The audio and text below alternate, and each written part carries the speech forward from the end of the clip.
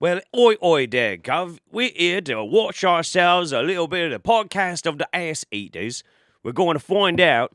Going to Australian, Jesus Christ. We're gonna hear Sargon and one of his Twinkie fuck puppets discuss traditional masculinity. So let's listen in.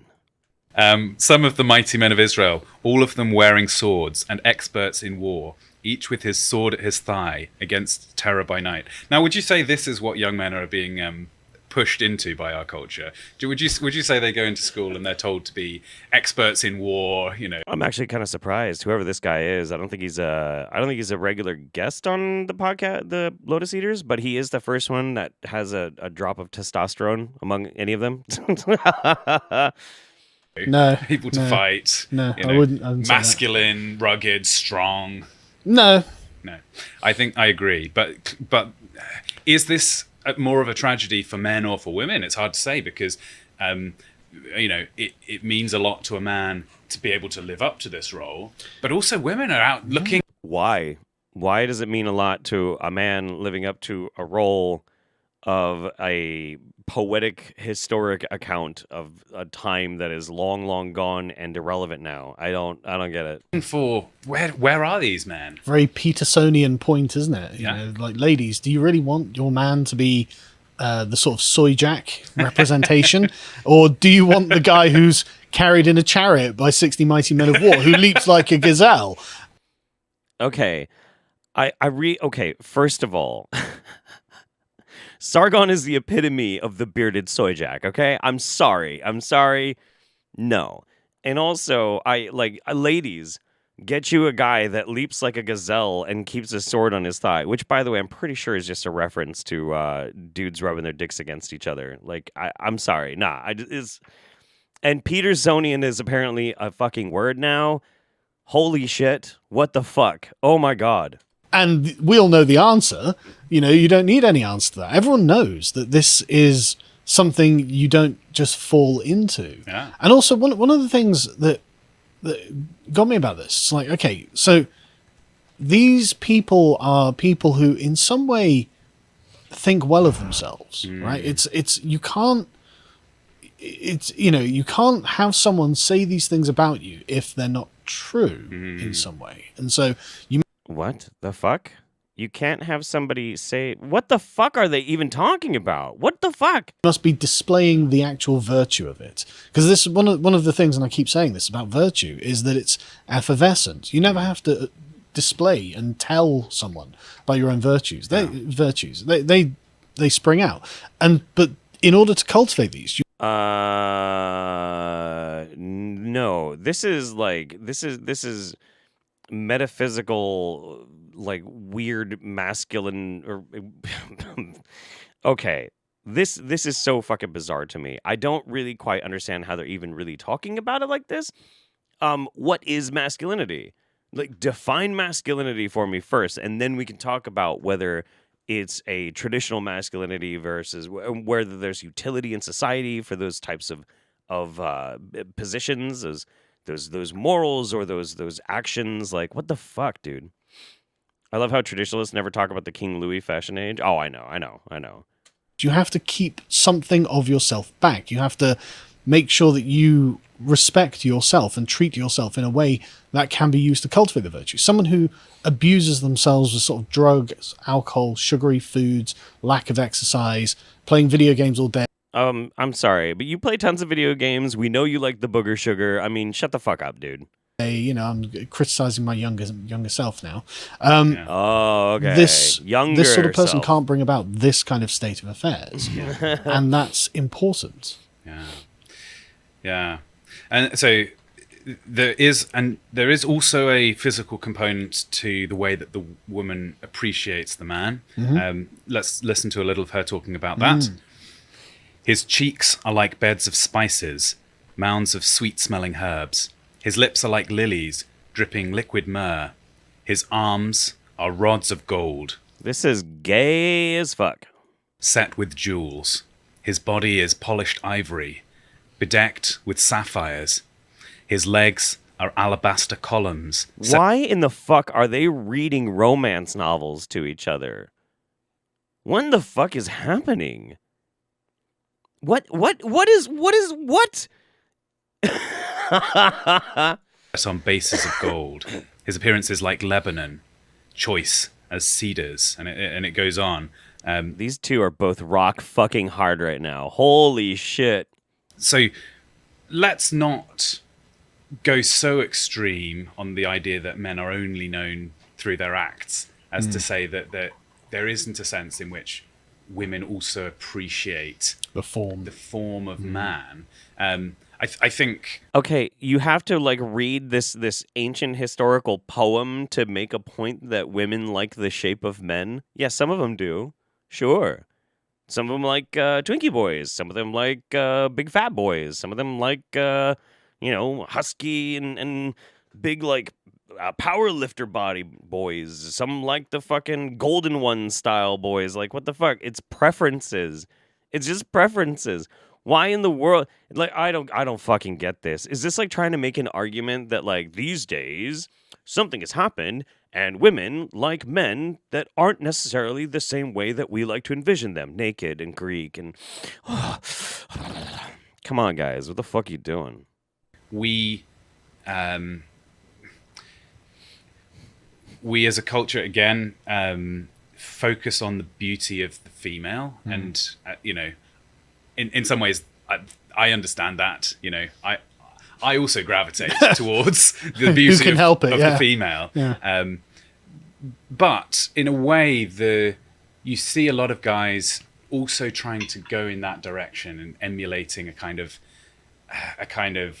limp-wristed male femininity, right? This kind of wearing makeup in a way that makes you look more feminine, and I think this. So what? What the fuck is it? How does it bother you? Is that a problem for you? Okay, this is what I don't understand. These motherfuckers, these kinds of fucking guys, this is the kind of shit that drives me absolutely up the fucking wall. They have no self-perspective at all on this shit. Okay. These fucking guys are trying to talk about traditional masculinity, and that's usually attributed to like strength and confidence and blah, blah, blah, blah, blah. But they are literally triggered at the idea of men existing that just want to defy that. And that they think that there's this big societal fucking problem with it. It doesn't affect you in any way. It does not affect you in any way. This is not a destruction of fucking society. This is not, our traditions and values eroding. It's not. It's just you being whiny bitches about it. And be like, we need to return to tradition. Fuck off. Mind your own fucking business. This passage is saying that actually, his arms are rods of gold, his legs are alabaster columns, right? There's an archetype of male physicality, which is like, basically I'm saying go to the gym and lift, right? Yeah, but so it's for a reason. Like the woman's beauty is more like an ornament, something that she can bear and display for you to enjoy. Oh, I forgot. Yeah, these guys are also, well, Sargon at least, Carl, very triggered by women with abs. Very triggered. It scares him. Totally scares him. But what she's talking about when she's talking about the man's beauty, it's all about function. The form and the function are very, very inextricably tied together. Right. And so she begins about, look, he can leap over these things. She's got alabaster columns for legs. Like, I mean, I'd love it if a woman said that about me. Brilliant. Yeah. Thank you very much. Yeah. It is very much about his physicality, but that's not to say that women don't appreciate that or anything like that. And, everyone who knows anything about women will know that they do. So go and lift. Well, but I mean, it's kind of impolite these days to talk about these things. But I'm really kind of curious if this is just like, well, are they selling self-improvement now at the podcast of the Ass Eaters? I don't get it. I don't even understand why they're on this. Like, why even really talk about it aside from like, this triggers us and we're upset. I mean, they're talking about it very calmly, but it obviously is something that is of concern, or whether or not, or why would they otherwise bring it up and dedicate an entire video to it? It's weird. The way that you look, to some degree, speaks to your character. So Absolutely. if you see somebody who's got enormously out of, they're overweight, Yes. like significantly heavier than they ought to have been, that didn't happen by magic. they failed my to fault. control their appetite. But likewise, It depends also on your culture and where you live. There's places where like you need a big layer of fat to survive. Siberia, the northeast, the entire northeast section of fucking Russia. The Inuit. Like these are places you need some pounds to survive. And also, those people could probably beat the shit out of you, whether they're overweight. It doesn't fucking matter. You can be strong as a motherfucker and be fat. You totally can. There are a lot of people who are. Look at fucking powerlifters, guys. Real powerlifters, not like the fucking the bodybuilders, but real fucking powerlifters are fat. They have to be fat. They have to have this like stability to be able to pick something up that heavy and counterbalance it to be able to pick it up. Those people are incredible with shape, and it's intentional. Like, it's just so dumb. Sumo wrestlers, yeah, that too, yeah. physical nature of your body, even though we feel very disembodied these days. We spend all of our lives on computers and it's like a virtual environment. Do we even need the bodies? It's surely just a method to get me onto YouTube in the morning. I'm just this kind of amorphous meat sack. But no, our lives are still physical, even in 2022, right? Yeah. It does improve your existence if you have strength.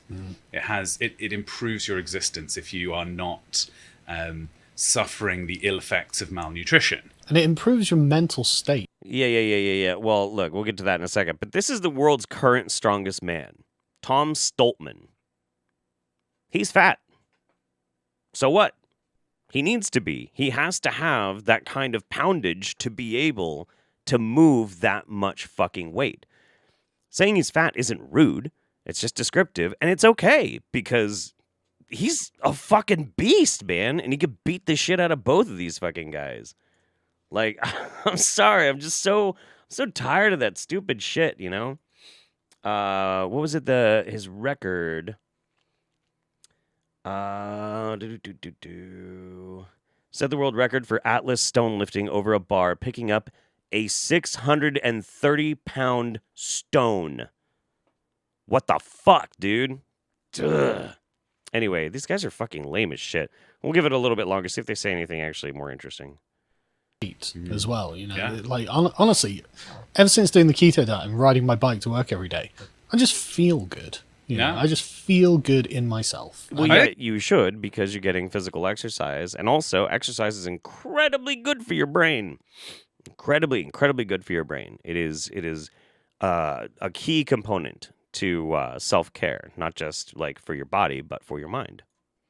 I think it radiates out of you as well. Oh, like even somebody who never knew anything about you and met you, you know, they can somehow sense aspects of your lifestyle. Right? Well, this is what I was saying. Virtue is never in a position where it needs to be explained. It just radiates. It's effervescent. You can see it, and the way you look is a consequence of your lifestyle. Exactly as you're saying. You are right. It is impolite to say, but it's an eternal truth that's never going to go away.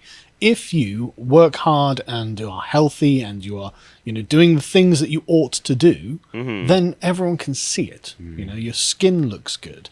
You know, you've got a tan because you've been outside. You know, you look strong. You've got arms of gold, and you know, like you. Not necessarily. Again, this is just like weird broad strokes kind of shit. This is like, I don't know, man. Traditionalism, LARPy bullshit. There's nothing really coherent in this except that things were better in the previous times, in the ancient times, and so you should do all of these things that are embodied by basically the pop culture of antiquity, and then good things are gonna fucking happen, and it's overall just a way to condemn things that are now. And it's boring and it's fucking stupid. I thought he was gonna have more hot takes on this, but I guess not. I don't know. This was, however, the gayest Sargon video I've ever watched. Oh boy. Steamy.